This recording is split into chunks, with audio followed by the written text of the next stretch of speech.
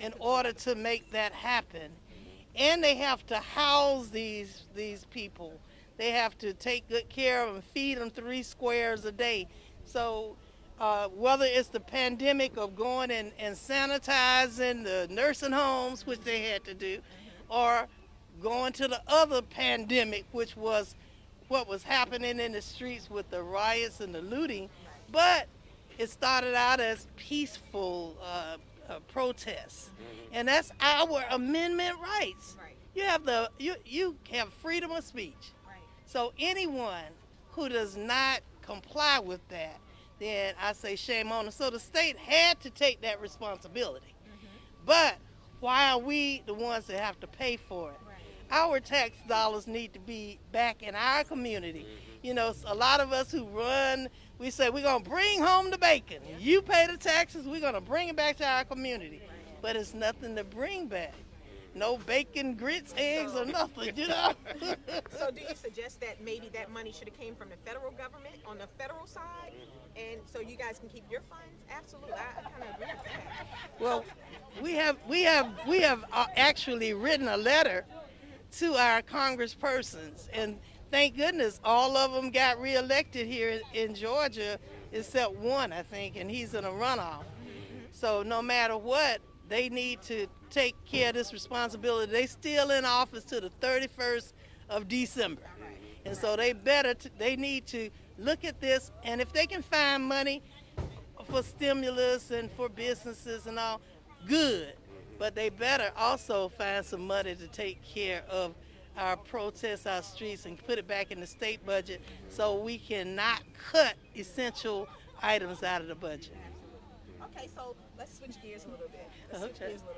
On a local level, I understand that you're from this area. What does this establishment and all the other establishments in this area mean to you? Well, it means a lot, so I applaud Mr. Johnny Mims because he stayed in the community. He invested in the community, and he's here. He's doing things. And it means a lot because this is where many of us grew up, and even Martin Luther King had a house, I think, over here, and as well as, and while he was still marching in the civil rights, as well as Julian Bond, and so many great leaders, you know, have really been there. So this is our place. This is our side of town, and it hadn't had the regentrification where we're losing it, Okay. you know, even though they tried. So what did this place used to be? Well, years ago, it was a place called the Chicken Q, and it used to have go-go dancers out and on a glass casing, and you could pull up and get your hot dogs and splits and all that type of stuff and sit in the car. So you had the car hops, and it was a really exciting time back in those days. And then later on, became another nightclub establishment, and there was a taxi stand in the back called Quicker Taxi. And when we acquired the property, I built this place onto the old place 20 years ago. We had moved here from M.L. King, which used to be Hunter Street, but we were up on M.L. King, and they came through with the eminent domain, and they put the Publix where we used to own all that property at, and then later on it became Walmart, and we actually own the liquor store on the corner of this next light, which is Joseph Boone and Joseph Lowry. We had that there for over 40 years. It's burned up since then, and so a couple of times, and we haven't been able to find out who is burning it up every time.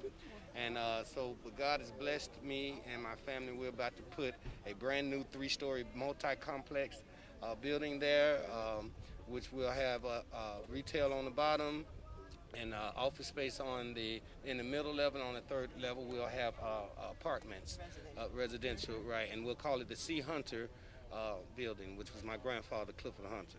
Okay, well, I really appreciate you guys' interview today, but one last question for you. If you needed to say something to these young folks, because, you know, their generation is so unlike what we've been through in our generation. They don't operate the same. The feel is not the same. These little young folks are serious. If you needed to say something to these young folks, what would that be? I have to take my mask off to My say this. goodness. Our young people and millennials, it was many years ago when I was that age, and civil rights was being fought for. So it was the young people who made the change. So don't look for a leader. You the leader who you looking for. We need you now, not to just riot and loot, because that'll make you a criminal. We need you now to look at Martin Luther King and some of the things he did. You can learn from what has already happened. We need you. So please come. In fact, I don't want to be in office forever. I want to groom people and bring you so I can sit back when I'm in a rocking chair and say, hey, well done, good kids. You know, it's time to take the duties and take the reins. That's you guys. Well, I thank you guys both, Mr. Mims and Miss James. Can I just say one other thing? Yes. My husband actually grew up in this neighborhood too. He lived in the housing project over there. Wow. And his uncle owned the place, the big club and everything, Builders Club. Your grandfather? Yeah, he owned the first, it was called the Builders Club. He started Gladys Knight and the Pips out. Their first hit Yes. was under his label, which was Hunnam Records. That hit was Every Beat of My Heart. So we have major history in this area, Miss James and her family and I. And I own Johnny M's Pizza right up the street, right around the corner. So this is our community. We really love our community. Yes. And we love you guys. And my dad was over the boys club over here, and he helped to raise up a great group Several of generations, including yes, me. yes. Including And me. so he was the executive director in this area. My mother actually taught at Kennedy School here in this neighborhood in Vine City. So yeah, we have roots and they are deep, and we love this district. And I'm so glad he's built a new, beautiful living quarters here, so that we can have the historic and the brand new buildings too. Yeah. First class. It was first class then. It can be first class again. Absolutely. Well, it's been a pleasure ma'am. speaking with you guys today. And for more updates about free testing, visit us online at mvptvnetwork.com.